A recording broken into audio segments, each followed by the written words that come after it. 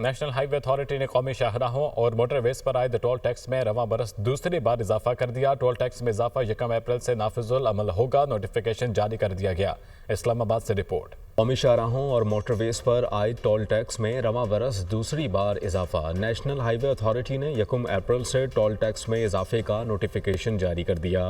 Notification के मुताबिक शाहराहों पर मोटर कार से 70 रुपये, वैगन से 150 रुपये और बस से 250 रुपये टोल टैक्स वसूल किया जाएगा। 2 और 3 एक्सल ट्रक से 300 रुपये और बड़े ट्रकों से 550 रुपये टोल टैक्स लिया जाएगा। M1, M3, M4, M5, M14 और M35 पर टोल टैक्स में भी भारी इजाफा कर दिया गया। इस्लामाबाद से पेशावर जाने वाली M1 मोटरवे पर कार का टोल टैक्स 500 से बढ़ाकर 550 रुपए कर दिया गया। लाहौर से अब्दुल हकीम जाने वाली M3 पर कार के लिए टोल टैक्स 700 रुपए से बढ़ाकर 800 रुपए कर दिया गया। पिंडी भटिया से फैसलाबाद और मुल्तान जाने वाली M4 पर कार के लिए टोल टैक्स 950 रुपए से बढ़ाकर 1050 रुपए कर दिया गया।